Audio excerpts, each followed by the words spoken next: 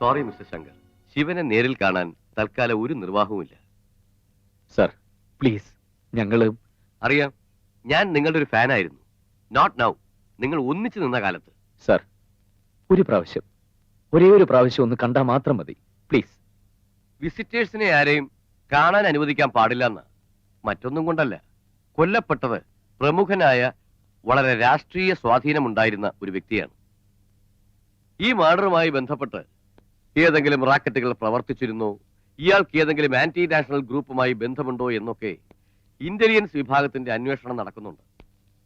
അതുകൊണ്ട് തന്നെ വിസിറ്റേഴ്സിനെ അനുവദിക്കാൻ പാടില്ലെന്ന് പ്രത്യേക ഇൻസ്ട്രക്ഷൻ ഉണ്ട്. I am very sorry.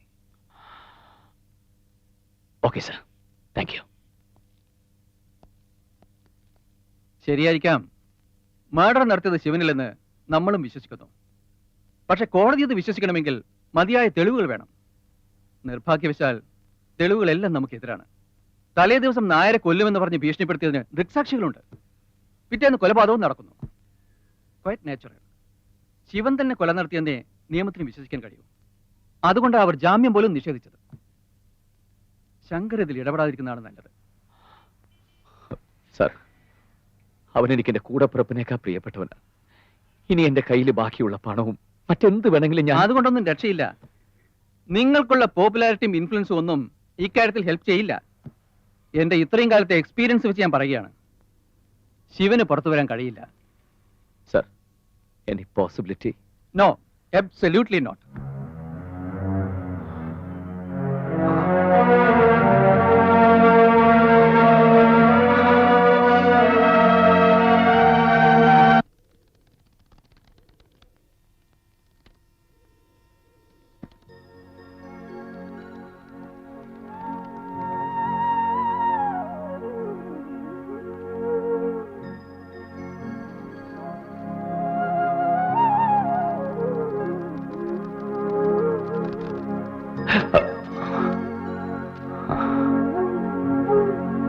Shankar,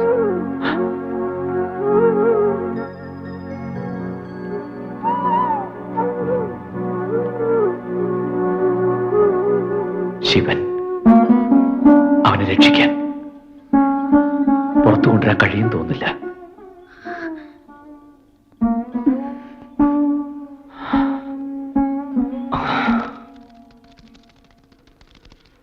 നീ മുംബൈ വിട്ടു പോവാ. എങ്ങോട്ട്? അറിയില്ല. പണ്ടൊരു തീവണ്ടിയിൽ ഇങ്ങോട്ട് വരുമ്പോഴും അതറിയില്ലായിരുന്നു. അന്ന് കൂട്ടിന് എനിക്കൊരു ചങ്ങാതി ഉണ്ടായിരുന്നു. ഇപ്പോ തനിച്ച്. പോകരുതെന്ന് പറയാൻ ഞാൻ ആരുമല്ല. എന്നാലും പോണം. ഇനിയും ഇവിടേക്ക് അതുണ്ടാവും തോന്നില്ല. ഒരിക്കൽ കൂടി കാണാനും കഴിഞ്ഞത് വരില്ല.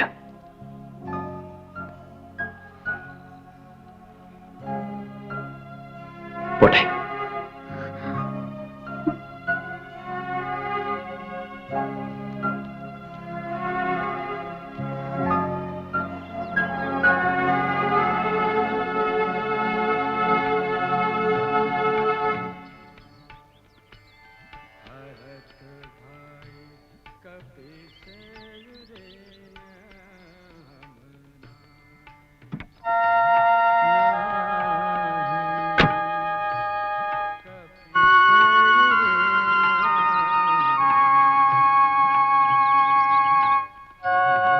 ലക്ഷ്മി, നിന്നെ ഞാൻ എവിടെയൊക്കെ അന്വേഷിച്ചു.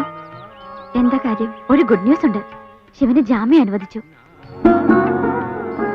ശങ്കറിന് ഇനി നോക്കാത്ത സ്ഥലമില്ല. എങ്ങനെ ഈ വിവരം ഒന്ന് അറിയിക്കുക? നമ്മള് കുറച്ച് വൈകിയും തോന്നുന്നു. എന്താ നീ അങ്ങനെ പറഞ്ഞ്?